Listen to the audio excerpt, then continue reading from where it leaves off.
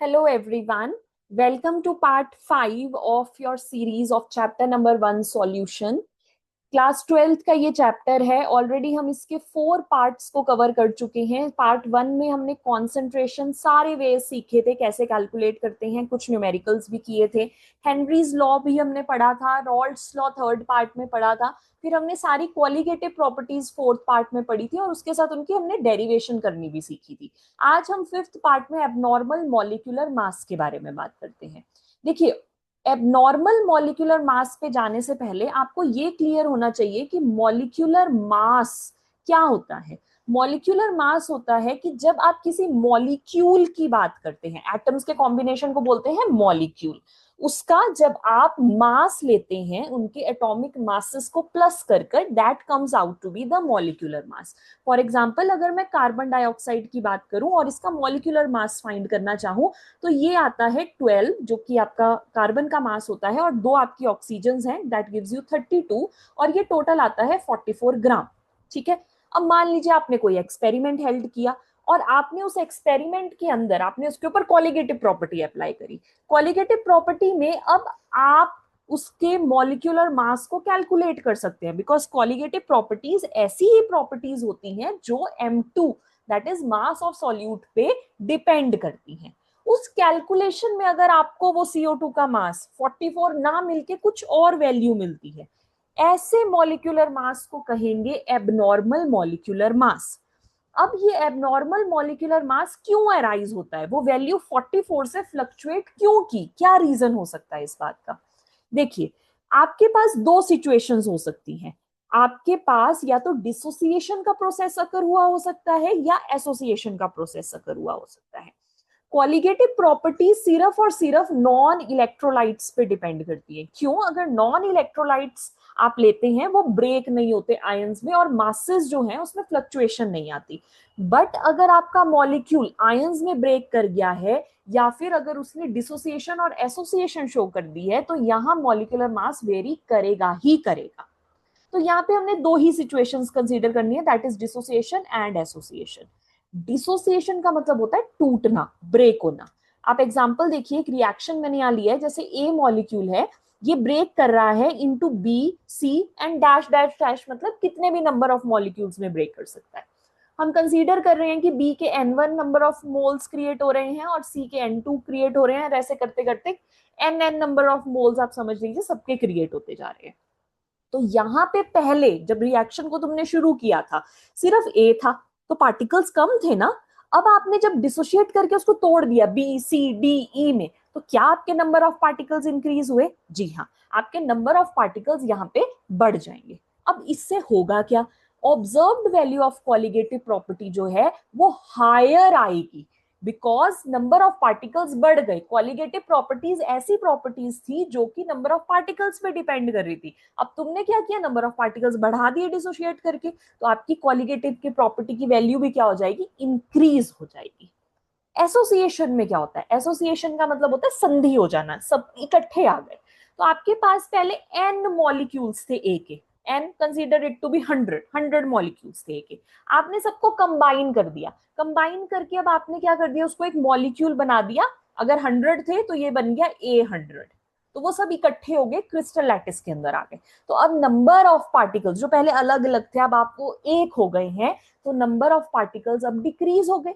Because number of particles decrease हो गए, तो क्वालिटेटिव प्रॉपर्टी की भी वैल्यू क्या हो जाएगी, लोअर हो जाएगी उस केस के अंदर. तो आई होप ये 2 बातें आपको समझ आ गई होंगी एसोसिएशन एंड डिसोसिएशन में. इसी को प्रोसीड फर्दर में लेकर जाते हैं. कॉलिगेटिव प्रॉपर्टी आपके मास के, जो आपका सॉल्यूट का मॉलिक्यूलर मास होता है, उसके इनवर्सली प्रोपोर्शनल होती है. आप कोई भी कॉलिगेटिव प्रॉपर्टी का फॉर्मूला उठा लीजिए, हर केस के अंदर आप यही फाइंड करेंगे कि मॉलिक्यूलर मास डिनोमिनेटर में था अगर कॉलिगेटिव प्रॉपर्टी इक्वल टू के साइड न्यूमिनेटर में थी. So they both are inversely proportional. अब बिकॉज डिसोसिएशन में आपके नंबर ऑफ पार्टिकल्स बढ़े थे, तो कॉलिगेटिव प्रॉपर्टी भी बढ़ गई थी. कॉलिगेटिव प्रॉपर्टी बढ़ गई तो आपके मास के साथ क्या होगा, आपका जो मॉलिक्यूलर मास है वो कम होगा. मतलब अगर CO2 पहले 44 ग्राम आ रही थी और अगर उसने डिसोसिएशन अकर कर दी है, तो उसका 44 से लोअर चला जाएगा अब मॉलिक्यूलर मास. बट एसोसिएशन में नंबर ऑफ पार्टिकल्स डिक्रीज हो गए थे. तो कॉलिगेटिव प्रॉपर्टी भी डिक्रीज हो गई थी। अब कॉलिगेटिव प्रॉपर्टी अगर डिक्रीज हो गई तो मॉलिक्यूलर मास क्या हो जाएगा, इंक्रीज हो जाएगा। Hence you will get a higher value of molecular mass than its original value. ठीक है, तो ये इसके बीच में एक रिलेशनशिप है जो आपको याद रखना है। अब यहां एक टर्म इंट्रोड्यूस होती है कि वो जो शिफ्ट हुआ, अगर CO2 44 था, I am just taking an example of CO2, अगर CO2 44 था, आपने डिसोसिएशन कर दी, आपके मॉलिक्यूलर मास की जो वैल्यू थी वो लोअर चली गई। तो अब वो कितनी लोअर गई, वो किसी एक नंबर बाय सम फैक्टर वो डिक्रीज हुई होगी। उस फैक्टर को वेंट हॉफ ने कैलकुलेट करने का एक तरीका निकाला, एक फॉर्मूला निकाला, एंड हेंस उसे नाम दे दिया गया went half factor. Now how can you calculate went Hoff factor, ये भी याद रखना, वेंट ऑफ फैक्टर तभी इंट्रोड्यूस होगा जब आपका सब्सटेंस एक एक्सटेंट तक एसोसिएशन या डिसोसिएशन करेगा। तो कितना घटा या कितना बढ़ा, वो एक नंबर, एक पर्टिकुलर इंटीजर डिफाइन करेगा, and hence it is called as a van't Hoff factor. Van't Hoff factor find करने के लिए इसको आई से डिनोट करते हैं। सबसे पहले तो आप कैसे फाइंड करेंगे, जो आपकी ऑब्जर्व्ड वैल्यू है कॉलिगेटिव प्रॉपर्टी की, उसको आप अपनी normal value of colligative property से डिवाइड कर देंगे। फॉर एग्जाम्पल, अगर आप एक ओरिजिनल वैल्यू के अंदर CO2 अगर आपने पानी में मिक्स किया है, वो एक फ्रीजिंग पॉइंट देता होगा, जो वो डेल्टा TF देता होगा, उसकी एक पर्टिकुलर फिक्स्ड वैल्यू होगी, स्टैंडर्ड वैल्यू। अब तुमने जब इस एक्सपेरिमेंट को हेल्ड किया, अब यहाँ पे डिसोसिएशन हो गई, डिसोसिएशन हो गए, हो सकता है कि उसके अंदर कॉलिगेटिव प्रॉपर्टी में ऑब्वियसली डिफरेंस आएगा। कॉलिगेटिव प्रॉपर्टी की वैल्यू में जो डिफरेंस आएगा, आपकी वो जो TF योर ऑब्जर्व्ड वैल्यू आएगी, और जो आपकी एक्चुअल कैलकुलेटेड वैल्यू है, इन दोनों को अगर आप डिवाइड करेंगे, वो इंटीजर आपको दे देगा जिस वैल्यू से वो चेंज आया है। So dividing the two values of colligative property gives you i. और मान लो आपके पास कॉलिगेटिव प्रॉपर्टी नहीं है, आपके पास मासेस हैं, तो आप मासेस को डिवाइड करके भी आई निकाल सकते हो। दैट इज नॉर्मल जो उसका मास है, जैसे CO2 में मैंने बोला 44 है, और एबनॉर्मल जो मास उस केस के अंदर आया है 44 से कम या ज्यादा, उन दोनों को अगर आप डिवाइड करेंगे, that is MC/MO, again gives you the value of your went Hoff factor I. तो ये तरीका होता है वेंट ऑफ फैक्टर को कैलकुलेट करने का। ठीक है, अब वेंट ऑफ फैक्टर को अगर आप अपनी हर एक कॉलिगेटिव प्रॉपर्टी में इंट्रोड्यूस कर दें, ये आपके फॉर्मूलाज ऑफ कॉलिगेटिव प्रॉपर्टी को चेंज कर देती है। आपने कुछ नहीं करना, आपको अपने नॉर्मल फॉर्मूलाज के साथ अपनी राइट हैंड साइड में इस आई को मल्टीप्लाई कर देना है। Like relative lowering in vapour pressure होता था P0 minus PS/P0 is equal to X2। अब यहाँ पे आपने इस आई को बस मल्टीप्लाई कर दिया है, ये वो फैक्टर है जो चेंज लेकर आ रहा है आपकी कॉलिगेटिव प्रॉपर्टी की वैल्यू के अंदर। एलिवेशन इन बॉइलिंग पॉइंट का फॉर्मूला था delta TB is equal to KB into M, तो आपने इसे कुछ नहीं किया, बस आई से मल्टीप्लाई कर दिया। सिमिलरली फ्रीजिंग पॉइंट में आई से मल्टीप्लाई कर दिया है, अगेन ऑस्मोटिक प्रेशर में आई से मल्टीप्लाई कर दिया। तो राइट हैंड साइड में अगर आप इस आई से मल्टीप्लाई कर देंगे, आपका जो क्वेश्चन है वो नॉर्मल कॉलिगेटिव प्रॉपर्टी के क्वेश्चन से हटकर ये एक एसोसिएशन डिसोसिएशन का क्वेश्चन बन जाएगा। ये पहचान है कि आप अपने न्यूमेरिकल को कैसे पहचानेंगे कि किस टॉपिक से आया है। अगर आपको कहीं वर्ड दिख जाए association dissociation, use these formula instead of the formulas जो आपने इससे पहले याद किए हैं। अब निकालना सीखते हैं डिग्री ऑफ डिसोसिएशन।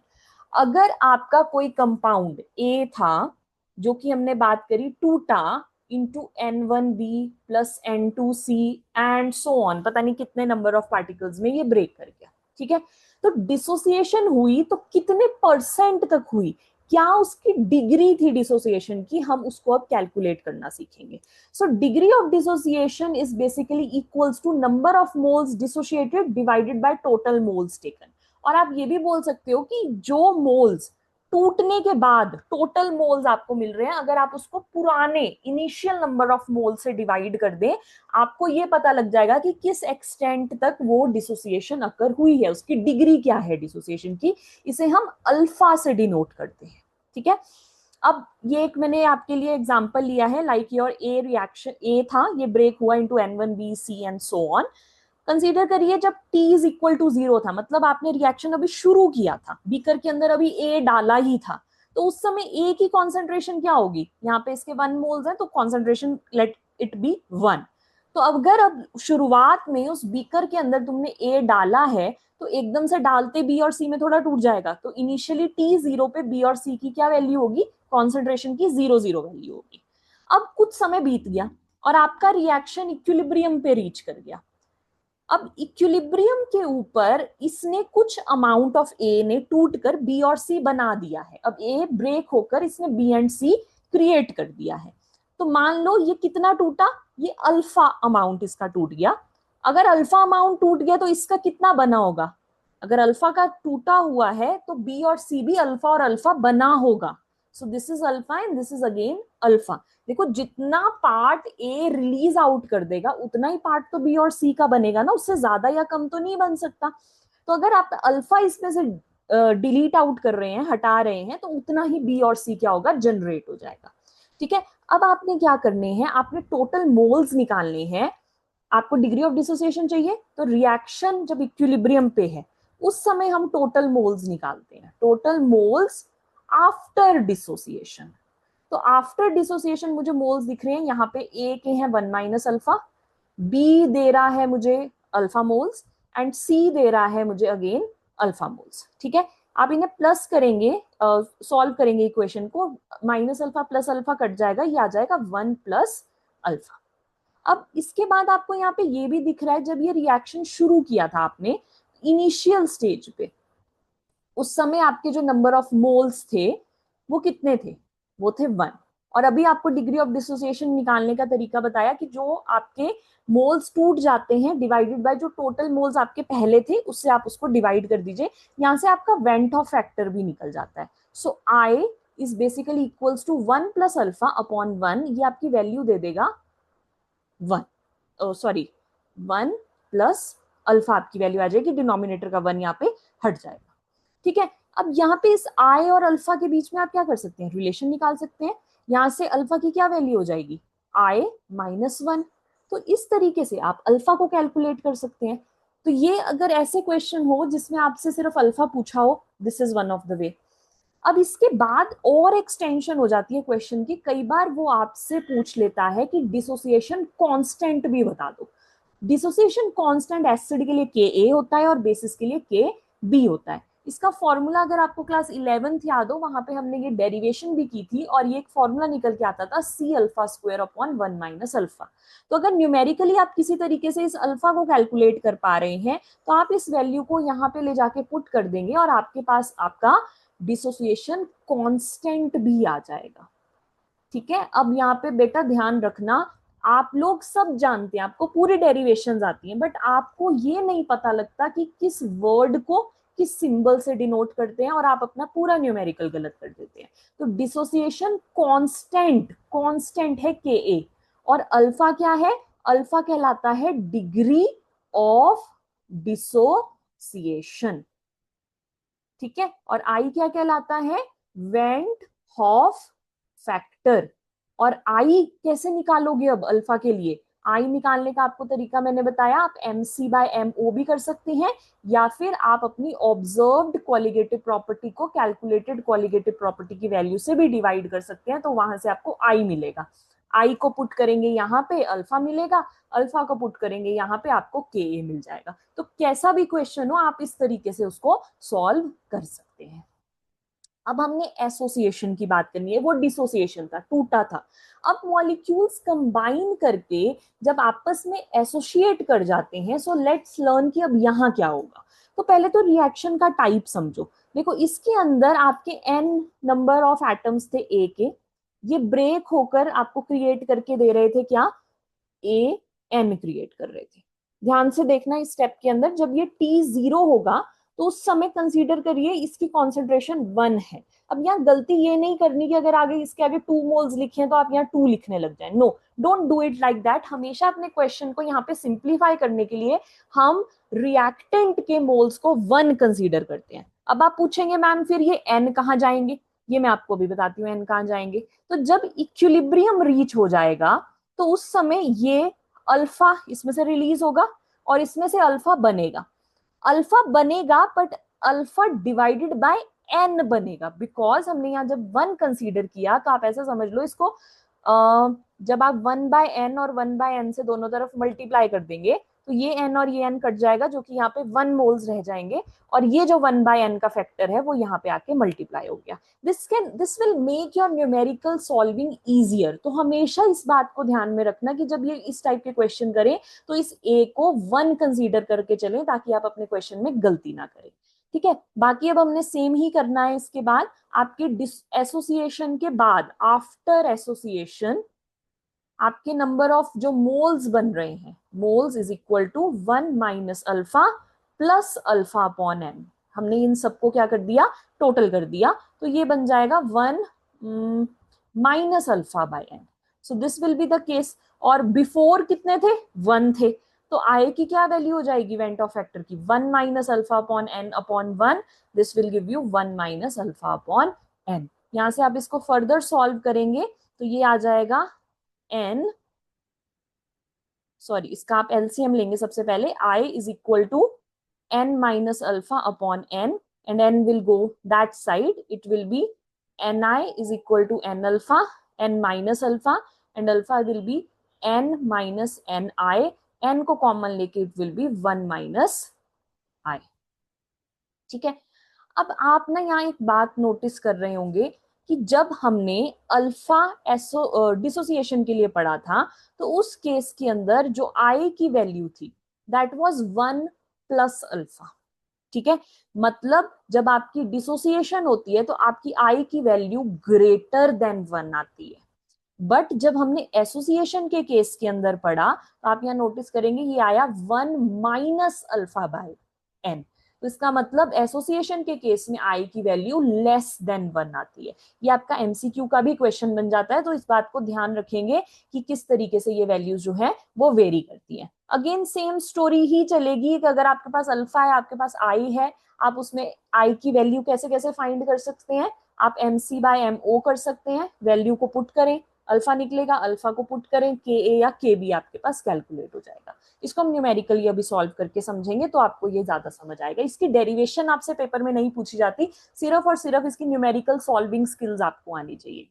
ये मैं आपको बता चुकी हूँ कि अल्फा ग्रेटर और लेस देन 1 कब होता है। सो फॉर 100% डिसोसिएशन, जब 100 पूरा का पूरा टूट गया, उस समय जो आई का वैल्यू है वो number of ions produce from 1 molecule of solute के बराबर हो जाता है। चलिए अब इसका एक क्वेश्चन सॉल्व करके देखते हैं। ये आपका एनसीईआरटी का ही एक एग्जाम्पल है, जिसमें इन्होंने बोला है कि आपने 2 ग्राम बेंजोइक एसिड लिया है। बेंजोइक एसिड का फॉर्मूला है C6H5COOH, ये आपको क्वेश्चन के अंदर दे रखा है। और ये कह रहे हैं कि इसका तुमने लिया 2 ग्राम और आपने इसको डिसॉल्व किया 25 ग्राम बेंजीन के अंदर।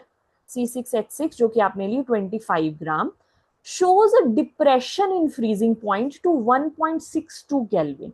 इसको जब आपने मिलाया तो आपका डिप्रेशन इन फ्रीजिंग पॉइंट मतलब डेल्टा टीएफ जो था वो आया 1.62 केल्विन। ओके, तो इसका मतलब ये कहीं ना कहीं आपको क्वालिटेटिव प्रॉपर्टी डेल्टा टीएफ को कैलकुलेट करना भी यहाँ पे बोल रहा है उसको करने के लिए। Molar depression constant of benzene, मतलब जो के एफ है बेंजीन के लिए, वो आपको इन्होंने क्वेश्चन में दे रखी है क्योंकि ये कांस्टेंट है 4.9 kelvin KG mole inverse. Now what is the percentage of association of acid. तो अब अभी तक तो ये लग रहा था क्वालिटेटिव प्रॉपर्टी का क्वेश्चन है कि भाई डेल्टा टीएफ दिया है, केएफ दिया है, कुछ मास वास पूछेगा। पर यहाँ जैसे ये वर्ड देखा एसोसिएशन, आपको ये समझ जाना चाहिए कि ये वेंट ऑफ फैक्टर का कहीं ना कहीं यहाँ इंट्रोडक्शन है, और इसने आपसे परसेंटेज पूछ ली है कि कितना एसोसिएट हुआ है। अब अगर ये एसोसिएट हुआ है और उसकी भी तुम्हें परसेंटेज चाहिए, तो सबसे पहले तुम्हें अल्फा चाहिए, फिर उस अल्फा की हम परसेंटेज बाद में कैलकुलेट करेंगे। अब क्या करो, जब ये वैल्यूज आपको 2 वैल्यूज दी हैं, यहाँ पे सबसे पहले आप ये फाइंड कर लो कि इस स्टैंडर्ड वैल्यू से मॉलिक्यूलर मास कितना आता है। ठीक है, इससे क्या होगा कि आप जब अपना वेंट ऑफ फैक्टर आई निकालेंगे एमसी बाय एम नॉट करने के लिए, तो एक आपको स्टैंडर्ड वैल्यू चाहिए, एक आपको कैलकुलेटेड चाहिए, दोनों को डिवाइड करके आई आएगा। आई को अल्फा में पुट करोगे और अल्फा की परसेंटेज निकाल दोगे। That is the sequence of this question.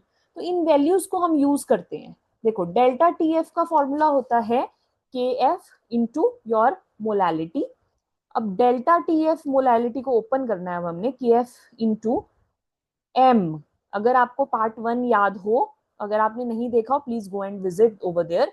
W2 upon M2 into 1000 upon W1, ये आपकी वैल्यूज है, ठीक है। अब डेल्टा टी एफ हमें दिया है 1.62, के एफ हमें दिया है 4.9, W2 मतलब ये 2 ग्राम जो आपको बेंजोइक एसिड दी है 2।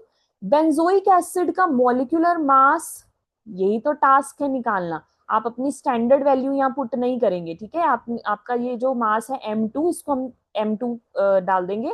1000 डिवाइडेड बाय बेंजीन, W1 होता है सॉल्वेंट का वेट, दैट इज 25।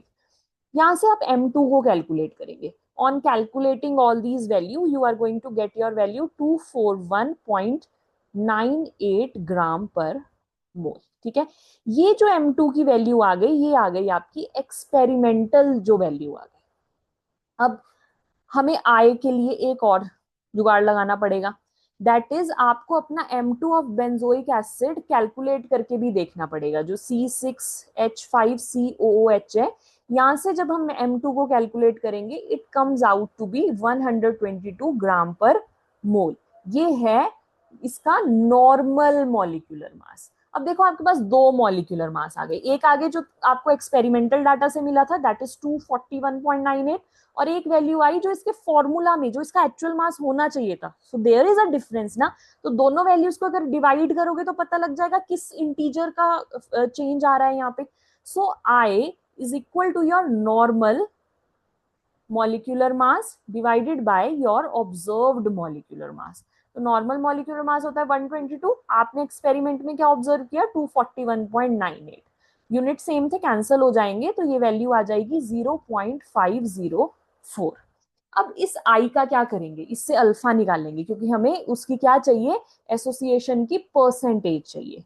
तो देखो, अब अगर आपके पास मॉलिक्यूल है C6H5COOH, ये कह रहे हैं कि ये मॉलिक्यूल क्या करता है, एसोसिएट करता है। एसोसिएट करता है तो ये इकट्ठा हो जाता होगा, और ये कंपाउंड बनाता है एक डाइमर। ये आपको ध्यान में रखना पड़ेगा कि आपका ये मॉलिक्यूल बेंजोइक एसिड जो है ये डाइमर बनाता है। तो इसके मैंने यहाँ 2 मॉलिक्यूल्स लिए, it will combine, it will form C6H5COOH twice. Now अब इसके अंदर हम अपना वो वर्कअप करेंगे जो अभी मैंने आपको इक्वेशंस के साथ करना सिखाया। जब T 0 था, इसको 1 मानो और इसको क्या मानो 0। जब T इक्विलिब्रियम रीच कर गया तो ये हो गया 1 माइनस अल्फा, और ये हो गया अल्फा डिवाइडेड बाय 2। ये अभी मैंने आपको सिखाया था कि यहाँ इसको 1 ही लेना होता है, और यहाँ जो नंबर होता है उसको यहाँ पे डिवाइड कर देना होता है, कंसीडरिंग हम इसको 1/2 और 1/2 से मल्टीप्लाई कर रहे हैं, तो इसलिए यहाँ पे 2 से डिवीजन किया है हमने। अब इसके टोटल मोल्स कितने आ गए, टोटल मोल्स आ गए 1 minus alpha plus alpha by 2, that is 1 minus alpha bye 2। अब अगर आई कैलकुलेट करना है वेंट ऑफ फैक्टर, तो क्या करना पड़ेगा, 1 minus alpha bye 2 upon 1, it will give you 1 minus alpha bye 2। आई कैसे निकलता है, total number of moles after dissociation divided by total number of moles before dissociation, जो 1 कंसीडर किया था। यहाँ से आई आ गया। इस आई की एक और वैल्यू तुमने यहाँ निकाली थी, दैट इज दिस वन। इसको आपस में इक्वेट कर लो, 0.504 किसके बराबर हुआ, 1 माइनस अल्फा बाय 2 के। इसको सॉल्व करोगे, यहाँ से अल्फा आ जाएगा। अल्फा की वैल्यू यहाँ पे सॉल्व करके आएगी 0.992, and taking percentage of this number you will gate 99.2%। देखो परसेंटेज में पूछा था, इसलिए इसको परसेंटेज में कन्वर्ट किया 100 से मल्टीप्लाई करके। अदरवाइज सिर्फ अगर इसने डिग्री ऑफ डिसोसिएशन पूछी होती, आप यहाँ पे अपने आंसर को लीव कर देते। और डिग्री ऑफ डिसोसिएशन का कोई यूनिट नहीं होता, सो कोई यूनिट नहीं लिखा है, बट परसेंटेज का यूनिट परसेंट होता है, दैट इज वाई इसको 99.2% पे हमने आंसर लीव किया है, that is your final answer. अब हम अपना नेक्स्ट एक और न्यूमेरिकल देखते हैं। एक एसोसिएशन का किया, अब एक डिसोसिएशन का करके देख लेते हैं। 0.6 ml दिया है एसिटिक एसिड, फॉर्मूला भी दिया है, डेंसिटी भी दी है उसकी, और बोला है कि उसको आपने 1 लीटर वाटर में डिसॉल्व किया। क्या किया, एसिटिक एसिड ली, इसका आपके पास 0.6 ml था, और इसकी डेंसिटी आपके पास 1.06 ग्राम पर मिलीलीटर थी। इसको तुमने 1 लीटर वाटर में ऐड किया। वाटर में ऐड करने के बाद there was a depression in the freezing point value, that is इतना। तो इसका जो डेल्टा टी एफ तुम्हारे पास आया वो आया 0.0205 degree Celsius. Calculate went Hoff factor, मतलब इसे आई चाहिए। Dissociation constant of acid, acid मतलब के ए चाहिए। डिसोसिएशन कांस्टेंट, कांस्टेंट होता है के, एसिड है तो के ए चाहिए। तो ये दो चीजें फाइंड करनी है आपको, आई चाहिए और के ए चाहिए। ठीक है, आई तो अब आपको पता है, अगर आप दो क्वालिटेटिव प्रॉपर्टीज को डिवाइड करेंगे आई मिल जाएगा, वहां से अल्फा मिल जाएगा, और अल्फा को के में पुट करेंगे तो के मिल जाएगा। ये सीक्वेंस है इस क्वेश्चन का। तो ये जो वैल्यूज आपको दी हुई है इससे अब हम डेल्टा टी एफ निकालते हैं। ठीक है, डेंसिटी इज 1.06 ग्राम पर एमएल। तो यहाँ पर इस डेंसिटी का यूज हमें करना है और यहाँ पे मोलैरिटी की टर्म्स में जाने वाले हैं, बिकॉज हमें इस पर्टिकुलर सिचुएशन के लिए डेल्टा टी एफ फाइंड करना है। तो डेल्टा टी एफ, ये वो डेल्टा टी एफ है जो हम गिवन वैल्यू से फाइंड कर रहे हैं, और ये जो गिवन टी एफ है ये है जो स्टैंडर्ड वैल्यू होती है। तो दोनों वैल्यूज को डिवाइड करके आई निकलने वाला है। So delta T F is equal to your K F into your molality. अब आप क्या करोगे इसके बाद, के एफ में आपको बताती हूँ इसके अंदर क्या लेना है। ये वाटर है, वाटर का के एफ एक स्टैंडर्ड वैल्यू होती है, मैंने लास्ट वीडियो में बताई थी, आपको याद करनी पड़ेगी, दैट इज 1.86। ओके, अब यहाँ हमें एक मोलैलिटी का भी टर्म चाहिए। मोलैलिटी हम कैसे निकालते हैं, W2 upon M2 into 1000 upon W1। तो 1.86 इज इक्वल टू W2। अब आपके पास W2 नहीं है, ये टास्क है अब आपके लिए कि आप W2 निकालें, बट किसका यूज करके, डेंसिटी का यूज करके। सो डेंसिटी होता है मास अपॉन वॉल्यूम, और डेंसिटी इंटू वॉल्यूम हो जाएगा मास। डेंसिटी कितनी है आपको क्वेश्चन में दी हुई 1.06, और वॉल्यूम आपको दिया हुआ है 0.6। तो इन दोनों का मल्टीप्लीकेशन आपको मास या फिर उसका वेट दे देगा। तो मल्टीप्लाई ना करके मैं ये वैल्यू डायरेक्ट ऐसे ही पुट कर देती हूँ, ये कैंसिल आउट हो जाएगी कहीं ना कहीं। 1.06 इंटू 0.6, ये हो गया W2 की वैल्यू।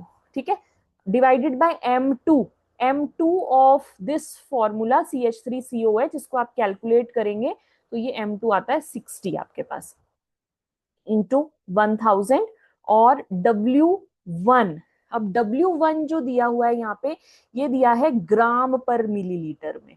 तो देखो इसके अंदर ज्यादा नहीं सोचना है आपको, आपको यहाँ वाटर दिया है, वाटर की जो डेंसिटी है ये एक स्टैंडर्ड वैल्यू होती है, वाटर की डेंसिटी होती है 1 ग्राम पर मिलीलीटर, और डेंसिटी होता है मास अपॉन वॉल्यूम। आपका टास्क क्या है, आपको W1 चाहिए ना, W1 चाहिए तो मतलब एक तरीके से मास चाहिए वाटर का, तो इसे वहां ले जाएंगे। Density into volume is your mass. Density अभी हमने बात करी 1 ग्राम पर मिलीलीटर होती है, और आपको 1 लीटर ऑफ वाटर दिया है, 1 लीटर ऑफ वाटर में हो गए 1000 ml is equal to your mass, that comes out, ये है आपका ग्राम पर मिलीलीटर, और ये है आपका मिलीलीटर। मिलीलीटर मिलीलीटर कट जाएगा और आपके पास जो इसका मास आ जाएगा वो आ जाएगा 1000 ग्राम। तो यहाँ हम ले आए 1000 ग्राम, 1000 कट हो गया, और यहाँ डेल्टा टी एफ था। इस सबको सॉल्व करके आपका जो डेल्टा टी एफ यहाँ पे जनरेट होगा दैट विल बी 0.0197 केल्विन। अब देखो दो डेल्टा टी एफ आ गए आपके पास, एक डेल्टा टी एफ ये है और एक आपको क्वेश्चन में दे रखा है। आप दोनों को डिवाइड करेंगे तो क्या होगा, आपको वेंट ऑफ फैक्टर आई की वैल्यू पता लग जाएगी यहाँ पे। तो अब आपका नेक्स्ट स्टेप वही है, let's do it. I is equal to your observed value of your freezing point divided by your calculated value of freezing point। ये आ जाएगा, आपको क्वेश्चन में ऑब्जर्व दिया है 0.0205 और आपने कैलकुलेट करके निकाला है 0.0197। दोनों का डिवीजन विल बी 1.041। अब नेक्स्ट टास्क है अल्फा निकालना, बट उसके लिए पहले इक्वेशन क्रिएट करनी पड़ेगी क्योंकि अब ये डिसोसिएशन का क्वेश्चन है। तो आपके पास जो कंपाउंड गिवन है ये है एसिटिक एसिड CH3COOH। अब जब ये डिसोशिएट करेगा तो आयंस में टूटेगा, that is CH3COO negative plus H positive. अब T0 पे कंसीडर कर लो, इसकी कॉन्सेंट्रेशन C है, यहाँ पे 0 एंड 0, और इक्विलिब्रियम पे कंसीडर कर लो, ये बन गया C minus alpha, C alpha and C alpha. आप इसको 1 से भी कर सकते हैं, कोई बड़ी बात नहीं है। यहाँ पे सी की जगह मैंने 1 की जगह सी ले लिया, that is a concentration, any unknown concentration. अब जब हम इसके टोटल मोल्स ऐड करेंगे, ये सब क्या आएगा ऐड करके, C minus alpha plus C alpha, यहाँ सी आएगा, C minus C alpha, C alpha C alpha C alpha, ये कट हो जाएगा और ये आ जाएगा C plus C alpha, common ले लोगे सी, और ये आ जाएगा C into 1 minus alpha. Okay, अब इसके बाद डिसोसिएशन से पहले थे सी मोल्स, डिसोसिएशन के बाद है इतने मोल्स, तो आई की वैल्यू कैसे निकलेगी, सी इंटू 1 माइनस अल्फा अपॉन सी, सी और सी कट जाएगा, दैट इज 1 माइनस अल्फा। अब आई की वैल्यू आई है 1.041, that is 1 minus alpha, and on solving you will get alpha is equal to 0.041। अभी टास्क खत्म हुआ, आपको डिसोसिएशन कांस्टेंट के ए चाहिए, तो K a is equal to C alpha square upon 1 minus alpha.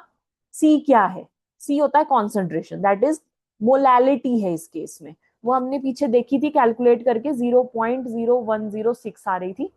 Alpha आपके पास ये है, दैट इज 0.041 का square upon 1 minus 0.041, and on calculating all this you will get your answer, जो कि आपका के ए का वैल्यू हो जाएगा। तो इस तरीके से हम इस टाइप के क्वेश्चंस को सॉल्व करते हैं। आपको यहाँ पे कोई भी डेरिवेशन नहीं याद करनी, बस कंसेप्चुअली उसको अप्लाई करना है। आपकी लास्ट ईयर की इक्विलिब्रियम की नॉलेज यहाँ थोड़ी सी लगेगी, नहीं भी आपको आता तो मैंने आपको क्लियर कर ही दिया है कि किस तरीके से इसकी ब्रेकेज को शो करना है। ठीक है, so that was all about the chapter. मैंने आपको सब कुछ एक्सप्लेन कर दिया इस चैप्टर के बारे में। अब अगर आप इंपॉर्टेंट क्वेश्चंस चाहते हैं या एनसीईआरटी क्वेश्चंस का सॉल्यूशन चाहते हैं, प्लीज टेक्स्ट मी डाउन, मैं आपको उसको सॉल्व करके एक वीडियोस के भी शेयर कर दूंगी। Thank you, take care, happy learning and bye bye.